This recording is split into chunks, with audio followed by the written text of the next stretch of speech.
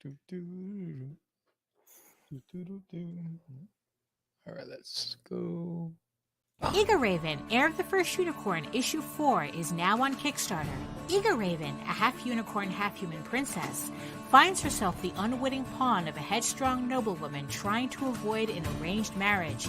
But she finds a silver lining as she competes to become a knight, but her travels reveal many hardships and a growing obsession. Please check out all of the different levels, and this is also your last chance to collect my popular variant covers. So head on over to Kickstarter to make your pledge today. What's up, George? What's going on in the House of Craze tonight? In the House of Craze tonight, we have Mr. Lauren Valls Jr., and he's got a book on Kickstarter right now called Sacrifice, issues 1 through 3, and he's coming up next. Coming up next, I remember Sacrifice. Wasn't that Elton John? Mm-hmm. Let's get it.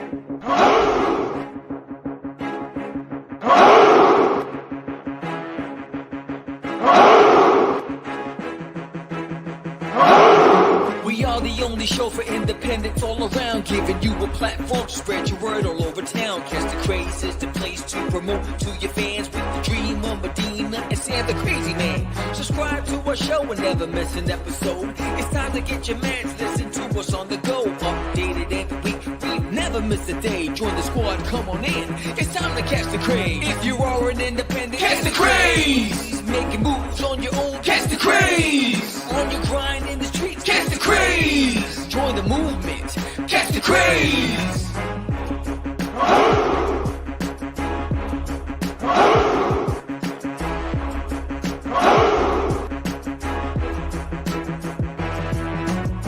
Yeah, George, we did it again. Come on now. You know you want to do it. Catch the Craze.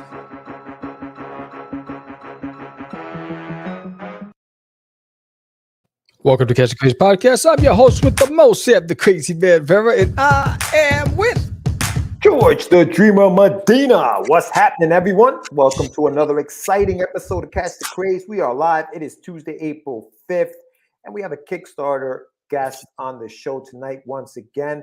For those who are joining us for the first time, maybe stumbled upon this channel, it's like, who are these two guys? We are Who's Sam that? the Crazy Man Vera, George the Debonair. Dreamer Medina, and this is Catch the Craze, where we interview independent artists from all walks of life, and we talk about their creative process. So if you're into stuff like that, please subscribe to the channel, give us a like, comment below, hit the bell so that you're notified every single time we come live on the show, whenever a new episode drops. What's going on with you, Sammy? What's happening, my brother? First, I want to say thank you to our sponsor of this episode, Daphne Yes. Lage and Eagle Raven, currently on Kickstarter. So go check it out. Link is also in the summary. So again, thank you, Daphne Lage, who's actually the official sponsor for a month. So thank you again, Daphne. So yeah, what's going on? I just been busy grinding, getting ready for do something big, and Big moves. yeah, big moves. But I just shipped out 30 boxes from There's an Alien in My Toilet issue number 1. So 30 rewards went out yesterday, and tomorrow I'll receive the coloring book and the guidebook. So the other 30 or so backers will start. That stuff will go out Friday, latest Saturday. And I'll pack that stuff up. I already did all the commission covers. They're done. All the commission sketch cards are done. So I'm excited. And if you haven't done so already, please sign up for There's an Alien in My Toilet, issue number 2, coming to Kickstarter May 31st. It's going to be fuego. That's right. It's coming. It's coming. Issue number 2 is coming. And when you guys receive those packages from Sam with the first issue, just show a little love. Let Sammy know what you thought of the book, how hard you laughed. Throw some pictures up there so people see it, just to share it around so that, the fan base grows. But that's awesome, brother. That is awesome, awesome news. What's up? What's going on, man? Yeah. So so and then on top of that, we also have, I'm what, 20, according to my website, 28 days, 23 hours before the launch of the Wonderduck. So that's coming next month, May 4th. May the 4th be with you. We will be launching the campaign live here on the show at 8:30 p.m. So if you haven't subscribed yet, subscribe. And if you are, have any plans on May 4th, cancel them. come check us out at 8:30. We launch live. For those who have been because the pre-launch campaign's been up, or the page has been up for like 4 months. It's been up since like January. So if you guys have signed up to the page, you guys have probably gotten this in your email, because I've been sending them out to everyone who has notified me that they have signed up. If you have signed up, make sure that you send me a message telling me that you signed up. Yeah, there you go. And so make sure you do that so that I can send you this when you, or if when you guys pledge, I will send you a hard copy of this bad boy right here. So do that, and I can't wait, man. I'm looking forward to it. I got a bunch of stuff that I'm getting ready for the campaign. I got these t-shirts. I got the graphic novel will be available. I mean, there's going to be a bunch of stuff that I'm making available on this campaign. So Fire. Yeah, man. Fuego. Yeah. Let's see. We had another tornado scare last night. Texas is just bringing out the NATOs. It's just crazy. The NATOs are acting up. And then what happens is, after the storm and after it wreaks havoc and trees are down and all that stuff and flooding, the insects come out the next day. And it's like, what the hell? I look everywhere, and I've never seen these types of bugs in my life. And I'm like, yo, I just had the exterminator, the pest control people here. Was it like 6 weeks ago? But these bad boys are coming out of the woodworks. Yo, I opened up the garage to pull the cars out, and it was a horde of these flying, long-legged, long-winded things just flew into and just populated the garage. It's like, what the hell is this? It's crazy. Crazy. I never had that many insects out in the East Coast. It's like, where'd they come from, bro? Yeah, man. Everything is different out there. Everything is different. Sacrifice issues 1 through 3, guys. That's what we're going to be talking about today. Magic, monsters, and mayhem can all be found in this 32-page issue of Sacrifice. That is what's coming up in just a few minutes. If you guys haven't yet, make sure that you pledge to the campaign. We're going to be showing it up on the screen while we have our guest on. Lauren Valls will be here in a few minutes. 121 packets on fire. Yeah, he's got 21 days to go. Yeah, he's got 21 days to go. Yeah, that is pretty interesting. Everything ends in 1. So he's got 3,941, 121 backers, and 21 days to go. 111. I don't know what that means. I don't know if you're into that stuff, but it means something. The pages look good, man. The pages look good. Yeah, the pages are good. I chose that image because I thought that one popped out the most. It's actually from this page right here. The coloring is tight. The lettering's tight. The page looks tight. It's Yes, we're looking forward to talking to Mr. Velez in a second. But yeah. So, but if you haven't joined us, and if you missed the episode on Monday, the Craze in 10 or less, where the conversation was, did you become an indie because your portfolio reviews were rejected and you had no other choice? What was the purpose? Did you not make the boys club? And so we're going to actually dive into it even further on Thursday morning on the Morning Brew with the Crazy Crew, 9 a.m. Eastern Standard Time. So join us for a lively discussion. We love to chat with our live audience. So it's going to be a fun time. Yeah. Big time, man. And you know what? Just as a reminder, tomorrow at 8:00, we're gonna go live again tomorrow, and we're gonna have Matt Shore. Moby Dick is the name of his book. He's actually he's doing a comic book for it, a campaign. It looks great. He sent us like a preview copy of it. I read it earlier today. Awesome stuff. So can't wait to talk to him. So he and I were on Ambient Con. Yeah, Ambient Con. Yeah. So for those who are a fan of Moby Dick and that book, obviously, the classic novel, definitely want to check that out tomorrow. Matt Shore will be on the show tomorrow at 8:00. So make sure you tune in for that tomorrow night. But yeah, Sam. So yeah, no, man, it's going to be a busy few weeks from now on until obviously the launch of the Wonderduck campaign.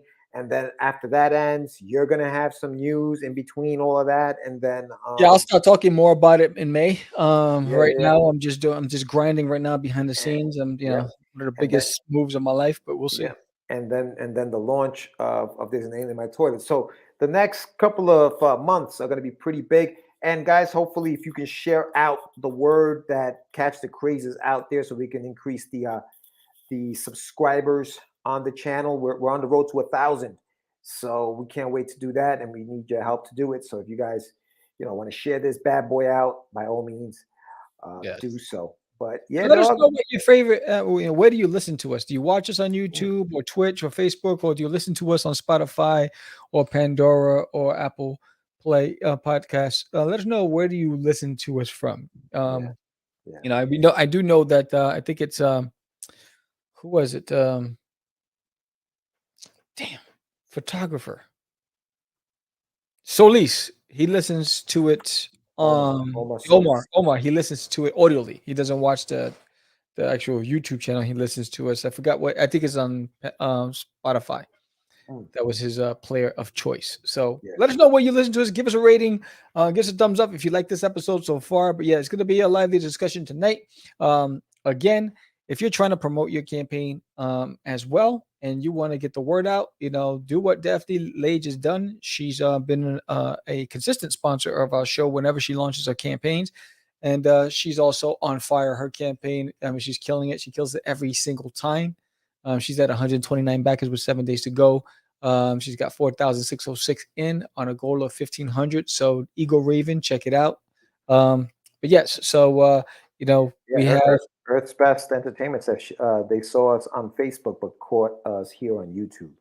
So they started on Facebook and then they came over here, which is the way to go. Yeah, which is the way to go. If you guys are watching us on Facebook, head on over to YouTube and check us out here on YouTube. Help us get the viewer hours too, man. That, like, all of that stuff that goes into the whole YouTube algorithm. Like, everything has an algorithm. So yeah, if you guys are watching us on YouTube, then head on over here. Help us grow the channel as much as we possibly can. Yeah, I did receive in the mail today. It will eventually be featured on What's in the Box. One of the Kickstarter that I supported by Steve Urena, ex Machina, right here. Bang. So it just came in the mail today, so I'm looking forward to reading that. So that's pretty dope. Yeah. So what we're gonna do is we're gonna jump to a commercial break, and when we come back, we're gonna be talking to our guests. So we want to remind everybody that May 4th, the day after George's birthday, Quack McDougal will be coming to your town. Not a thing. Not a thing.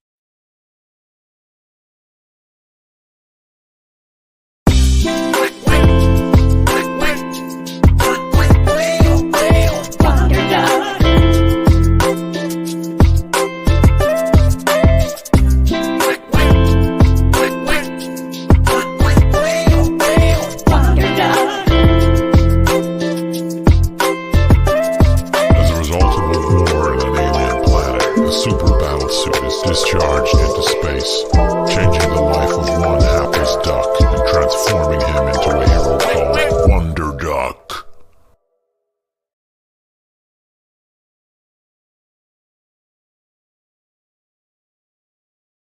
So before we bring in our guest, you mean to tell me the whole time he wasn't saying quack, quack, quack, McDougal, quack, quack? No. He was saying, he said the name of the comic Wonderduck, and then he said Quack McDougal. Hopefully Drizzy doesn't own that name, because then we have to have a crossover. Wonderduck versus Dr. Quacko. All right. Earth Best. Let me find that. You got Dr. Quacko. Hey, Lord, what's going on, man? How's it going? All right. Not bad. Listen, help me out. Pronounce your last name for me. Valles. I was saying Velez. Okay, Valles. Okay. Valles. All right. Well, welcome to Catch the Craze. We are here with Lauren Valles on the show, and we're going to be talking to him about his Kickstarter, Sacrifice. And listen, man, when you talk about Kickstarters and the indie business, it's all about sacrifice, isn't it? So tell us a little bit about your come up story. What were some of the things? How did you get into this business of independent books? So, I mean, if I'm being real, it starts way back, like actually elementary school. I used to draw these little comics, terrible stuff, think about like Ren and Stimpy type stuff. It was like a fly and a baboon. It's like locked away in my memory. I only remember the story like half the time. Like print off like a bunch of copies and sell them to kids for a quarter. Didn't think about how it was a waste of money, it would have been colossal waste. My parents never knew about it, thankfully. But I've always just liked entertaining people and telling stories. And when I was 18, I actually got into it like for real with some friends, but comics is very expensive. So I didn't really like, I wrote it, but I didn't have an artist. It wasn't until I was in the middle of my time in the Army that I actually had the money to afford an artist. And I did a webcomic series. After that, I kind of wrote a few other small things. Then I hit a point where I was like, you know what? I keep writing small things, trying to pitch to publishers, which is the wrong way to go about it. I was like, let me actually put something out, maybe crowdfunding, just so I can like have some stuff out there, because I just want to tell stories that people would enjoy. So I took Sacrifice to Kickstarter, had 2 successful issues so far, and I'm well on my way to have a 3rd successful issue. Good for you, man. Good for you. You mentioned growing up as a little kid selling those comics for a quarter. Where did you grow up? Tampa, Florida. Oh, okay. So you're from Tampa. So what was, I mean, and I don't know at what, how old you are, when you were, but how was it growing up in Tampa? What was the comic book, scene like back in those days? Honestly, I couldn't say. So I'm 32 now. Okay. But back then I didn't really do much as far as the comic scene. I watched stuff with my dad all the time. That's what really got me into it. Because it'd be Saturday morning cartoons, or even after school, like we'd watch the old X-Men show, Batman animated series, Spider-Man, like all those stuff. Yeah. And all the movies, he'd take me to watch all of them. It wasn't until, I think I was like 18 for this, maybe somewhere between 18 and 20. But I was off work one day and I was driving by a comic store. I was like, I haven't actually read a comic in my life. I like the characters. Mm-hmm. I stopped there. It happened to be free comic book day. And, I was asking, hey, what do you recommend? I gave him vague stuff, and he gave me Blackest Night #0, like the free comic book day versions. That kind of set me up. I was like, oh, okay, what's this about? And you're like, I don't know. We'll find out when it comes out. So he told me a little bit about the warlight that happened. I binge read that and read Blackest Night, and then I was hooked on comics from then. That's it. But you always like to write, though, right? Was that a thing that you always liked to do as a kid? Yeah, I mean, I like to write. It wasn't specifically comics, except for that point when I was younger. I just liked writing stories, so I didn't know if I was going to do novels or what. I mean, I don't want to make it sound like it's easy to just do novels. I didn't know how I was going to write, but I just enjoyed writing and telling stories. Yeah. Nah, man, we can hear someone start into comics and influences. Look at that. So you like just telling stories and doing all of that other stuff, right? Mm-hmm. I know you picked up your comic at 18. Like, what was the learning process, like the learning curve to go from just reading comics to actually now becoming a creator of comics? Like, what were some of the things that did you pick up some books about writing comics? Like, how did you start getting into it? That was I could only describe that process as two parts. Mm-hmm. One, ramming my head against the wall multiple times, seeing what I'm doing wrong, and 2, the artist I was working with being very, very patient and saying, "Hey, this is probably how you should do this instead." Like I bless her heart, Alaire, I'm gonna mess up her last name. It's not Rakia. I'm terrible at saying her last name. But there was a point where I was like, "Hey, here's a script," and the script was literally just a blurb of text being like, "Here's what I want on the page." There's no breakdown or anything. I didn't understand any of that. With her and then the next artist I worked with, they kind of like told me how I should do it. I was like, okay. And eventually I bought a book, The Art of Writing Comics. And that was like, okay, literally everything that I was stumbling and fumbling about trying to do, this is a format.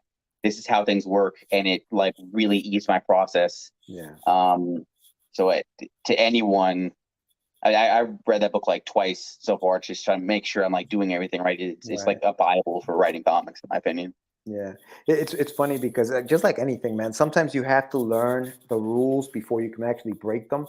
Because we've spoken to a lot of like indies on the show, and everybody has a different process, dude. And like it used to be a thing where it was like either the Marvel method, which it was just like what you were describing, a blurb on a page, and the artist just came in and did their thing, versus DC method was panel 1, panel 2, panel 3.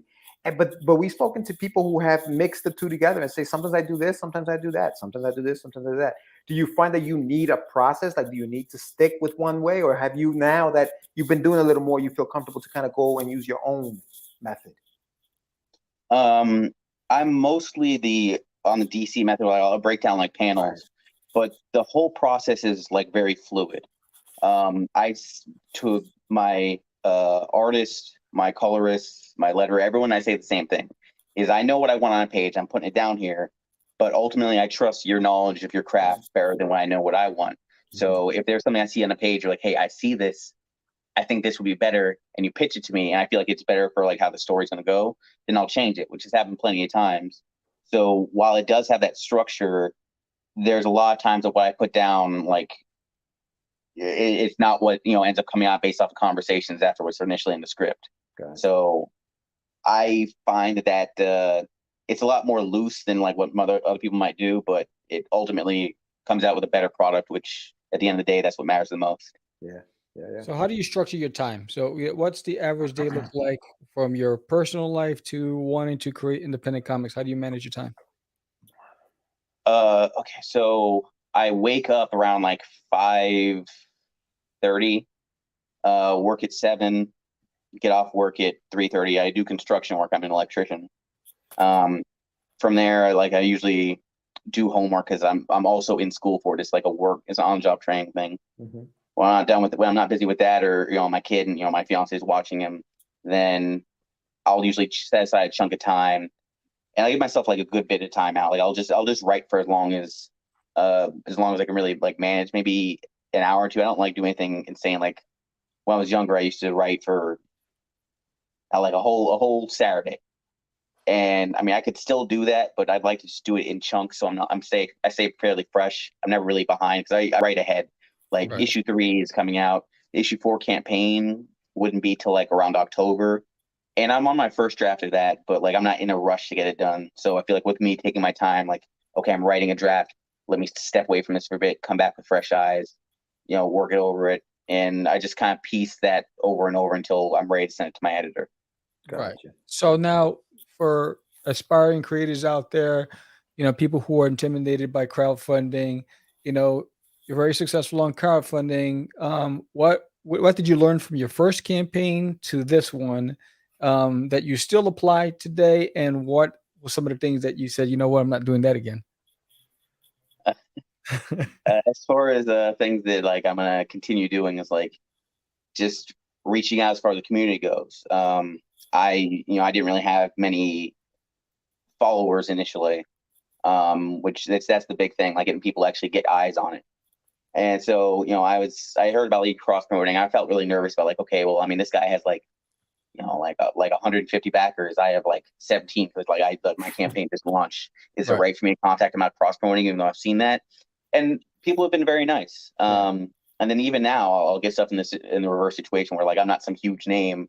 I'll have someone contact me who's like on their first book, be like, hey, would you want to cross promote? And I'm like, yeah, of course, man. And everything about this community is like, just help each other out. Well, everyone's the same goal. We all want to write comics and share that with people.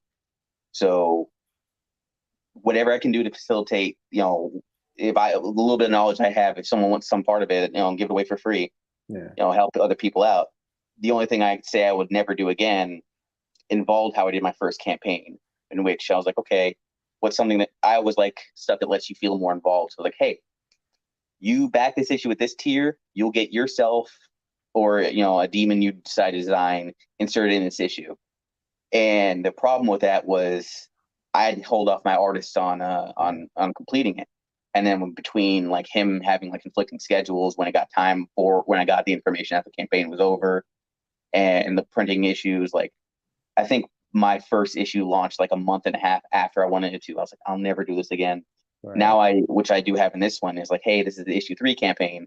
If you back to these these tiers, then in the next issue you'll have your stuff. That way it's ahead. I don't have to worry about like, hey, I'm holding up production. Smart. And because I already have 2 successfully funded campaigns, which you can even see like the delivery days. Like I've delivered when I said, so I have a reputable name. Like, okay, he says October is when the next issue is going to come out. Right. Based off his track record, we see he's going to do that. So I'm not going to do it again how I used to, but I have a new format for how I'll keep the same type of rewards.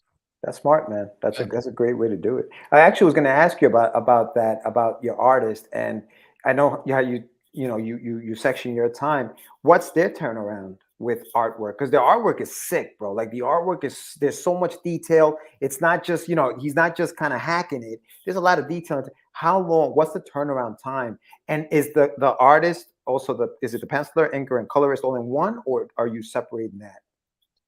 So he does. The artist is a guy named UJ Chen in Taiwan. He does pencils and ink. Okay.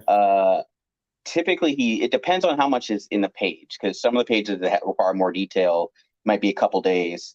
And he's mentioned he could do it faster, but like same way I have aspirations of breaking the industry, he wants to work for Marvel. Gotcha. So what he likes to do is like he'll draw a page, and if he feels like it isn't up to Marvel standards, he'll trash it and redo the page completely. Wow. So he's like very dedicated with that. And as far as turnaround, because like it's like 12-hour difference in between us, when I'm waking up is like around the time he'd be going to bed, or even a couple of hours later, because sometimes he does stay up late. But usually it's like, hey, I put out like, here's some changes, here what you need to do. It's like a Christmas present in the morning. I wake up and then it's in my inbox. I'm like, hey, here's the page. I love that. That's pretty neat. Yeah.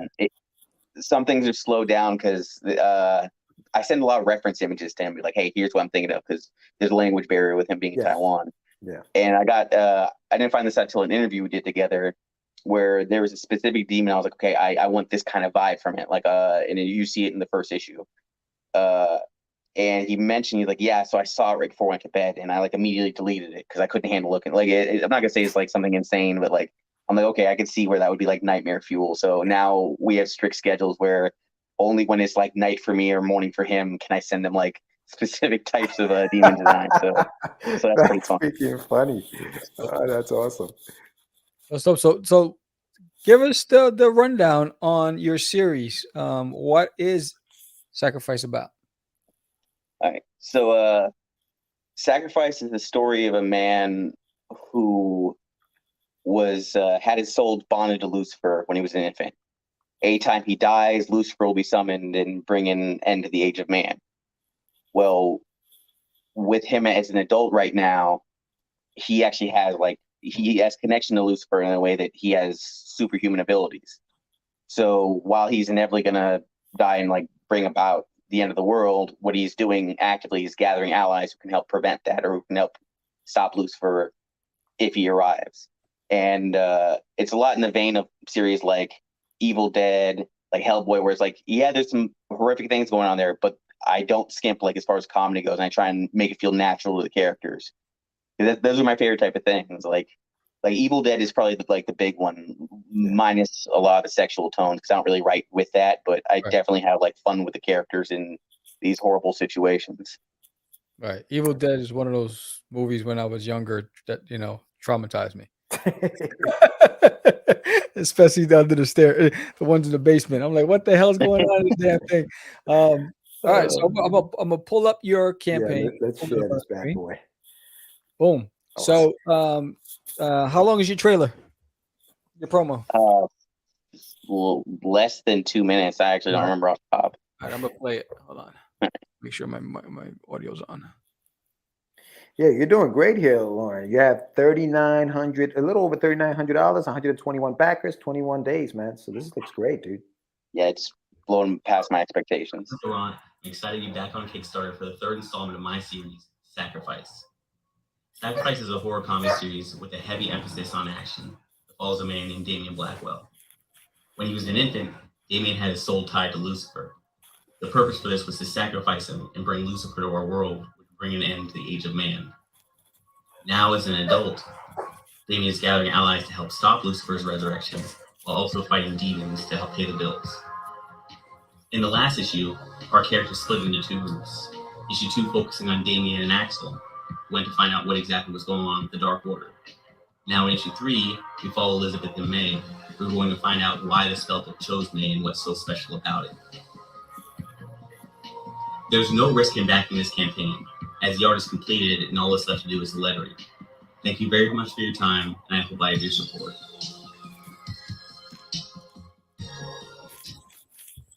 Nice. Awesome, dude. Yeah, nice. All right, so let's go. I mean, your pages look fantastic. Ridiculous. Yeah. Freaking insane, dude. These are so great. I'll pass on the word to him. My art's terrible, which my art is in the series. Oh, is it? And it's just, it's not even really a spoiler because it's an issue 2. But I was like, okay, what's I have a philosophy for comedy where is it dumb? Okay, cool. Can I make it dumber?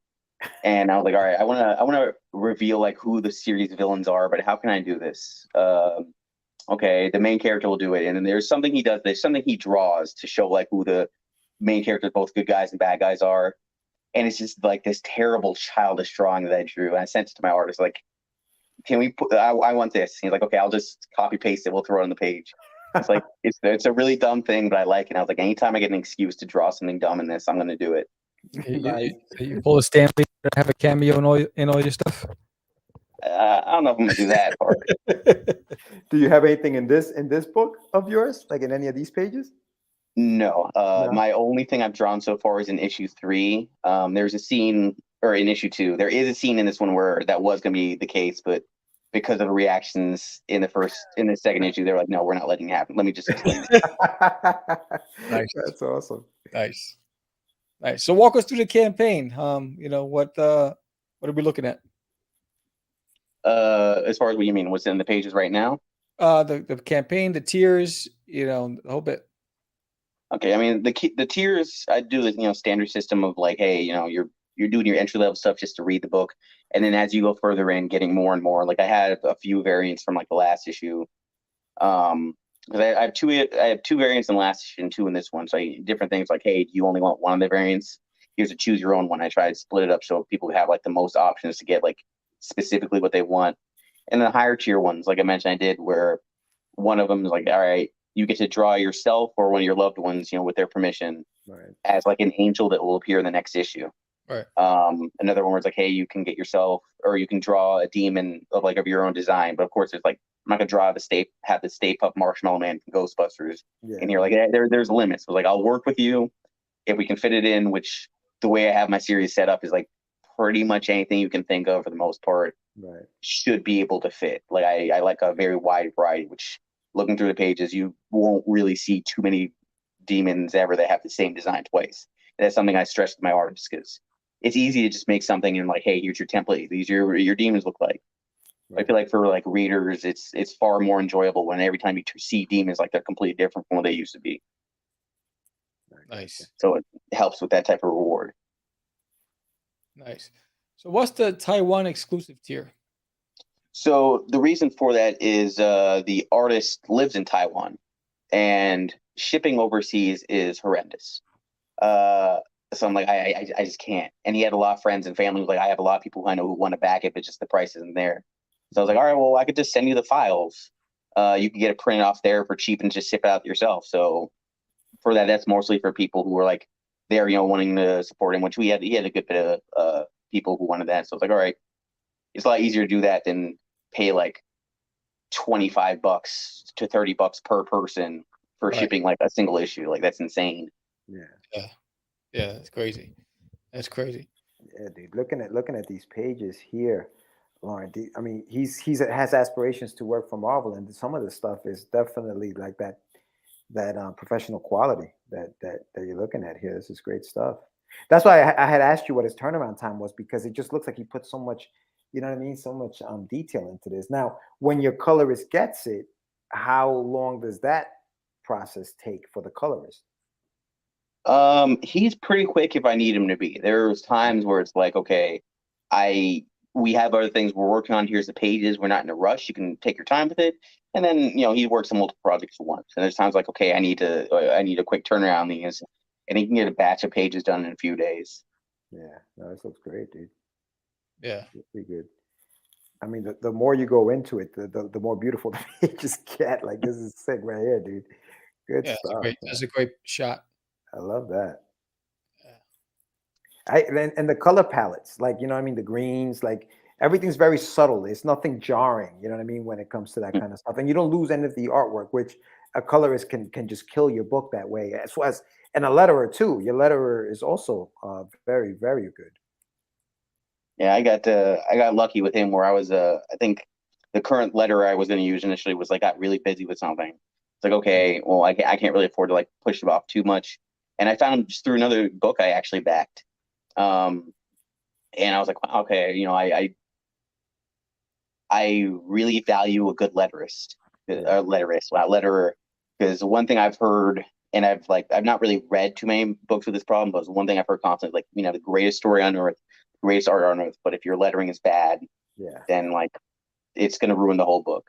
So something I looked for when I did find him, I was like, okay, I like how he sets up his lettering, and I saw that he'd actually done professional work. I think he did something for Dark Horse before. I don't recall what it was off the top. I was like, okay, that tells me all I need to know. It's like if like you're of a professional quality like that, you're immediately in my book someone I'd be willing to work with. So I reached out to him, we talked, and it was fantastic working with him. Yeah, and you have your editor is Nicole Dondre, which we had on the show. She's a very nice lady. Yeah, she's good. Good stuff, man. Yeah. Nice, So nice. what's the long game for you? So the first arc of the story is 6 issues long. I don't have I have like different points where I can like end the story if it's doing really well, I can go for a little bit longer. If it's like, okay, it's doing well, but I can't really continue this long term, I can end it at 12. But right now my focus is getting 6 issues out, which I'm hoping to get done sometime first half of next year, because issue 4 campaign and I'm planning for later this year. And after that, I mean, when I get a little bit further out, I like writing. I'll be honest, the marketing part is like, it drains me. I feel like I'm so bad at it. I'm doing well. Right. God knows how, but I'm doing well with this campaign. So, I mean, my big thing once I get a little bit further is, reaching out, try and find some publishers who I feel like I'm a good fit with, just so I can continue doing what I love to do and not have to worry about I'd still be running Kickstarter campaigns if they'd allow it. Like I know a few publishers let that, but I just want to focus on creating, and then so that's the long game, finding a publisher. Right. Do you have other stories that you're working on as well, Warren, or you're kind of like you're kind of focusing on this right now, and then maybe later on? There's one I'm early in the workings on. Like I don't like name drop it or anything, but I'm pretty comfortable with it. It would be a three issue miniseries. Okay. But I wouldn't be starting that until issue 6 of Sacrifice is out. After that, I'd probably do the first issue with that, and the next campaign I have is the Sacrifice 7. Then the next issue with that and Sacrifice and flip flop, just so I'm putting stuff out constantly. Yeah, no, that looks great, dude. It looks great. And then you have some stretch goals, which I think I saw there towards the bottom. Can you tell us a little bit about some of the fun stretch goals that you have planned for, once you reach a certain milestones? Oh man, I don't know if they're fun. I was struggling with that. I was like, I don't know what people want. One of them, I have some friends who are the creators. They were willing to let me use their book for their an indie bundle. In return, I'm like, hey, future, if you want to use Sacrifice issue 1, go for it. Past that, it was behind the scenes stuff. So then Q&A if people want to pick my brain about anything. And then another one was like a higher. I'm happy with the pages I have. Like, hey, if we get this much, let's upgrade the cover paper. Just get a little bit of a higher quality paper. Gotcha. And if I have anything past that, I don't remember, because I know I don't know what people want. I'm not good at this part of it. I know how to write a story, but anything else. No, I hear you, man. I hear you. Well, listen, so basically, I'm sorry. One of the things I take away from this is, and we get it from a lot of the creators, that you just want to create, and the burden of having to now also be your promoter and your administrator and all that other stuff. How do you, when you're doing that, because it's exhausting, when you do that, how do you reset to get focused into get into that creative mindset once you've done all that administrative work?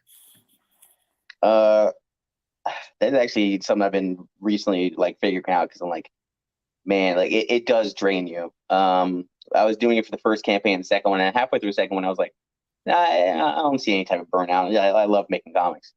And then I was really pushing for advertising, and even now, well, not so much now, because there's been a break between my first and my second and third. I'm like, this is draining. And then I put on a show that'll make me laugh. I put on some type of It's Always Sunny in Philadelphia. It's something I know will for sure make me laugh. Anything will put me in a good mood. Right. That play some type of game and just unwind. Don't even look at comic stuff. That's kind of what I'm doing now. You showing me what my backers were and how much money. That's the first time I've seen the campaign page a couple days, because I didn't have to put out an update. I'm like, let me do my stuff to unwind before I come in here, go full force with my advertising, and just giving yourself the ability to like step away for a second and just take care of other things is done the world for me keeping my sanity while marketing. Right. Dude, I got to tell you, man, and what I was going to say was, for those who are watching right now, there's a physical catch up like bundle for $20. Like that's a great deal. For $20, you get 3 issues, but you catch up. Or how many you getting? I don't want to mess up your stuff. You get all 3, right? Yeah. Yeah. So you get all 3 of them, and he's shipping them anywhere you are. So that's a great deal if you want to catch up. And I see now. Have you seen that your fan base has been growing from the first campaign all the way to here? Like, what's been the growth like, man? From first to second, there was only I think the first one I got 159 and the second one I got 160 as far as backwards, which like hearing that initially was like, that's disappointing. But when I actually looked at who it was, I had a lot less friends and family on the second one, which I was like, okay, friends, family will be like, hey, we see you're doing something, it'll grow money, but like we'll throw money at it, maybe not do it the next time because the initial thing. But it meant a lot that people I had no idea who they were, like I've never met them. They were coming. So like, okay, that's the type of fan base. It's one thing if you support me because you know me. It's another thing if you support me because you like what I have or even shared it with other people. Exactly. And it's hard to say for this one because this one's not done. It's a weekend. I think I'm at 121. You said 121, which I'm not used to having that many people in the first like. Yeah, actually at 122. You got a backer. So another one tonight. Oh, sweet. Well, if it's someone who was here, thank you very much. I hope you enjoy it when you're able to get it. Mm-hmm. So, I mean, I have a lot of people who are on Twitter who I think that's probably where like a lot of like people like talking about or like mentioning anything about my comic were really coming from. Because in the when I had my second issue starting, I never really used Twitter for anything. I'm not really big on social media like that until recently.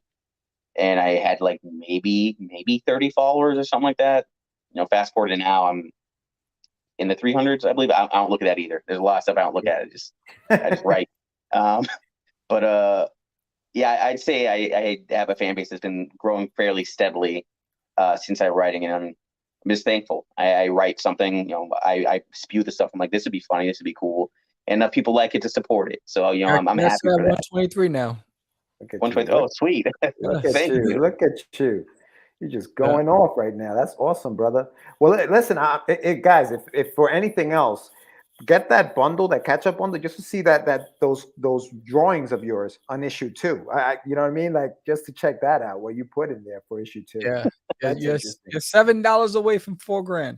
All right. First stretch goal coming up. Go. So let's make it happen. So this is the time where we give you the spotlight. I'm going to put the screen on you. Give us the elevator pitch. Why sacrifice? And where can people find you on social media? Here we go. So, sacrifices. Hellboy meets Evil Dead. The superpowered host of Lucifer has 2 goals. 1, gather allies to help stop Lucifer from bringing the end of the world. And 2, make enough money by fighting demons to keep the lights on. It's a horror comedy series akin to Evil Dead, Army of Darkness, and Hellboy. Anyone who likes series like that, where there's nightmarish demons, villains running around, but still like enough lightheartedness where you can have a good laugh from time to time, would definitely enjoy the series. Where to find me, you can find me on Twitter, always be evil, _ between each word. And yeah, that's all I have. Thank you very much. I hope you're willing to give my series a chance, and if so, I hope you enjoy it. Outstanding. All right, man. Thanks for coming on, Cast the Craze. I mean, obviously, you got 21 days left. The sky's the limit. Obviously, you're gonna make break new records with this campaign. Yeah, and I can see why the quality is legit. So, much success to you. You got a level head, and your walls. That's my favorite color, blue. So, what are you gonna do? So, So congratulations to you again. And you know what?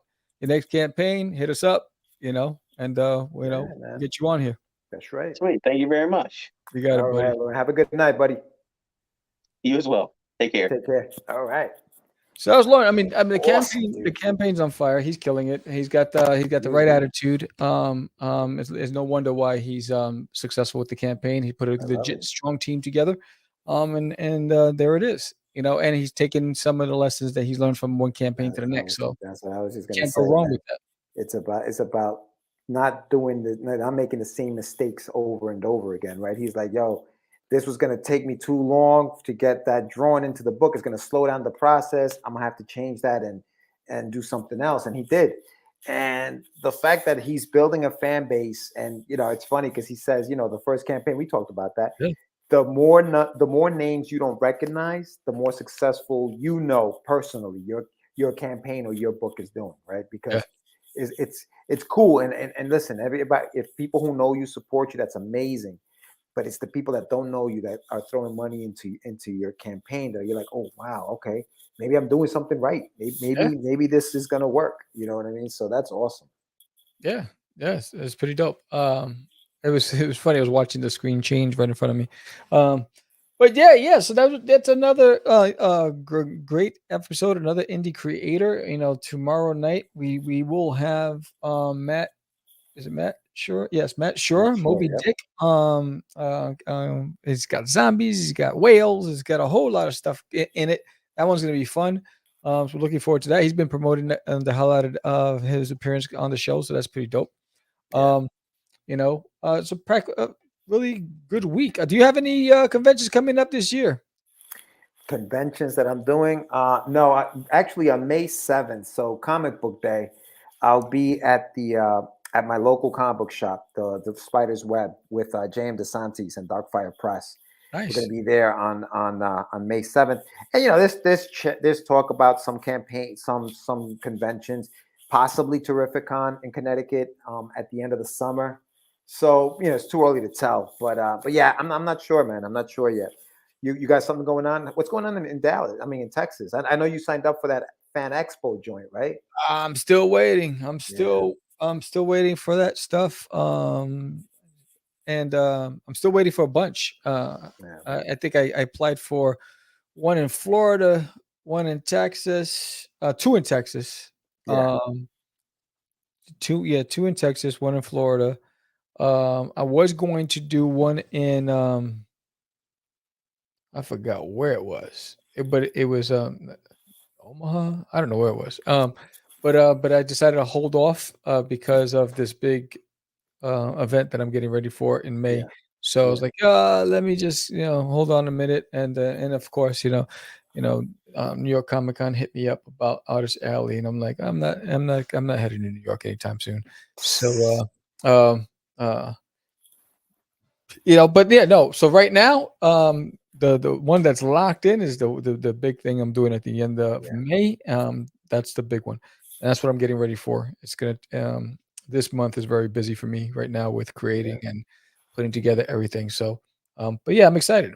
Yeah, I'm no, excited. there's gonna be tons of stuff. And actually next week on the 13th, I'm going to be on It Came From the Radio on the show with Mark Torres. On the radio. Yeah, so definitely tune into that. On It the came from the radio with Mr. Mark Torres. So that's gonna be Mark fun. and the Funky Bunch. Yeah, we gotta get Yeah. Mark back on the show. Yeah, man, Mark was cool. It's funny because Mark is actually a writer as well, and he's got a book that he wrote. And he's published. He's gonna be published. He's with a publisher. They published the first issue. I think it's like an ongoing thing, but he hasn't published anything else beyond that. But I read the first one. It's pretty good, actually, man. It's a good book. So yeah, so no, we definitely have to have him back on the show. He's very funny. He's a good guy. He's been doing this for years, man. He's been doing this for a long time. Johnny said he did the catch-up bundle. Can't Yeah, wait. see that's a perfect bundle. $20 for all those books, for 3 books to catch up on that story. That's incredible. Yeah. That's pretty good. That's a pretty good price. Now, I think there's some shipping charges, but they're not even that crazy. Yo, there's so many talented colorists out there, man. Yo, the colors of that thing are dope, right? Yeah, man. It's crazy. Yo, Yo, what but was it? big shout out to his artist though, man. If he's trying to get into Marvel and DC, I mean, he's pretty good, man. Yeah. You know what? There's so many talented artists all around the world. It's crazy. Yeah, it is. It's crazy how many talented artists out there. That are international. It's Yeah. like they come from breeding camps because these guys are legit. I mean, they're so skilled with the pencil. It's unreal. Yeah, Um, no, it's true. yeah. That's pretty crazy. So, any plugs for anybody out there? Anybody, any one of our indie friends that that are appearing at any shows? Well, let's see. Who's going out there? I think Anima just had a show that he was just at. What And is that? we I'm and trying to think of. Keith Leeson, aren't they at the Plastic City Comic Oh Con yeah, or when something? is that coming up?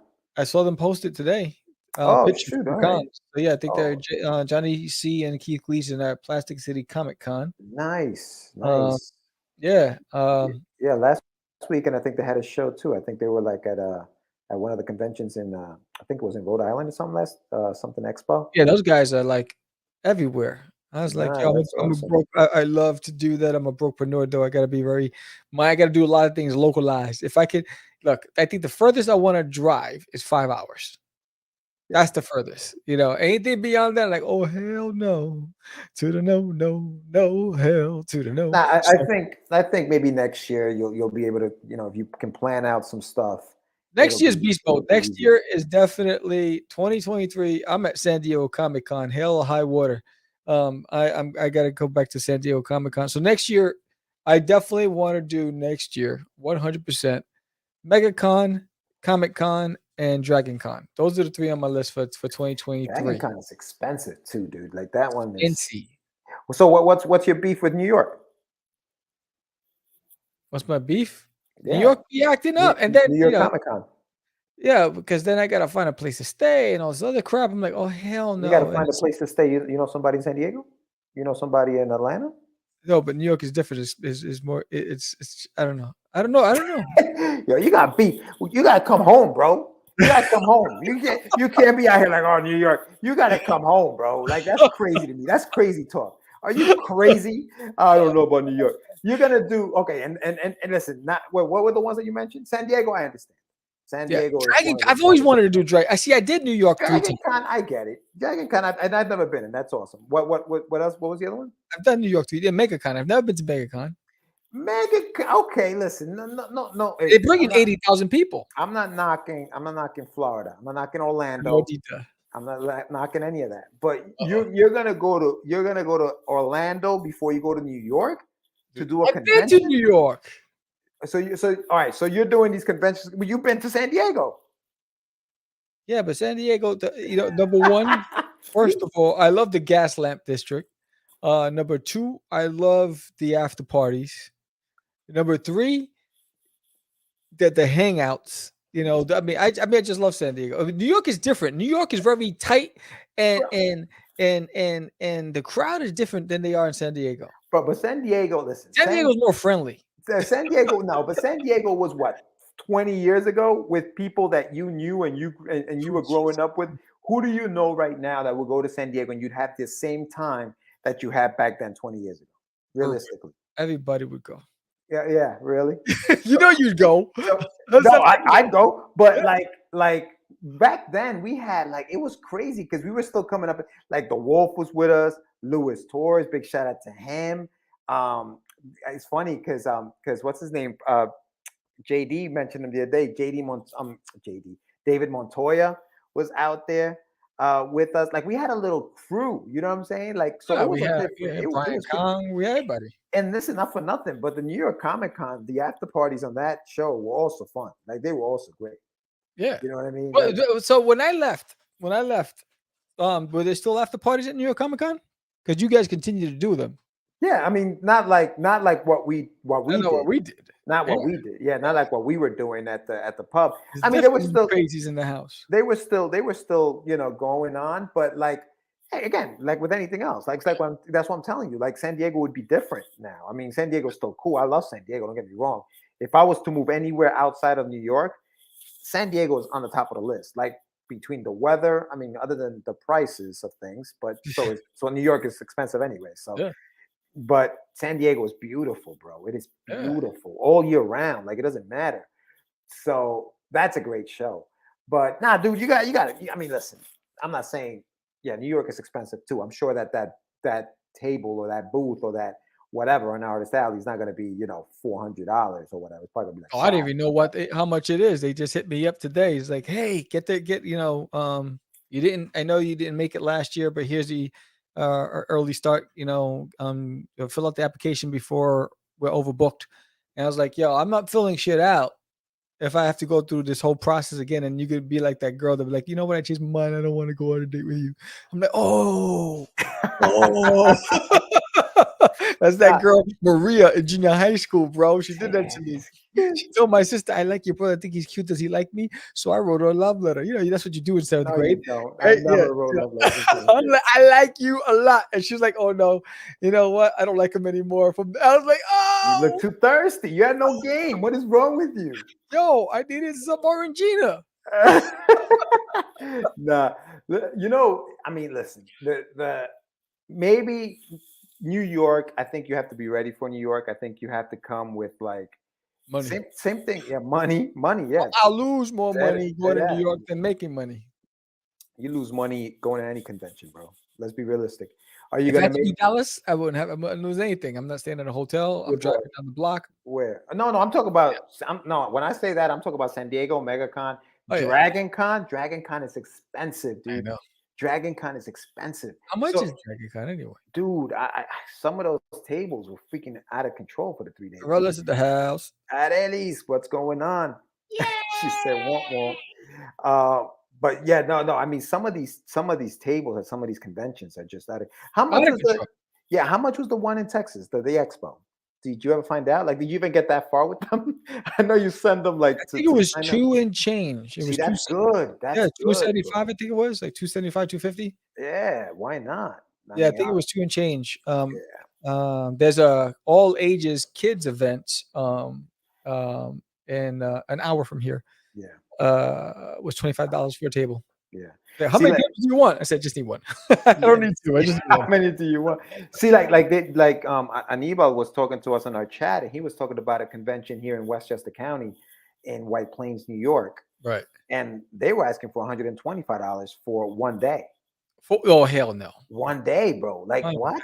You And I think you did that show at the Galleria at that mall in White Plains. Yes. You No. did that Don't show. do it. Don't That's do it. and that's what I was telling him. Check out the location and listen.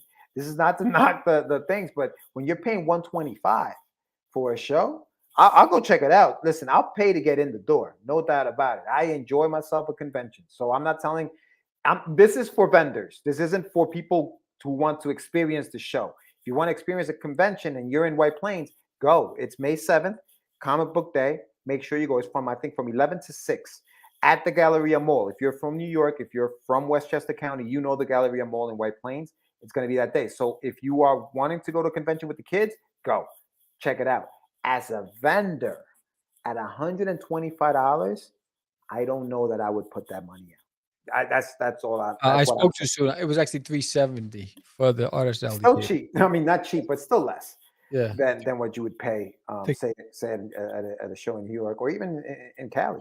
What was the kids event that I applied for? I gotta look that up because I forgot. Yeah,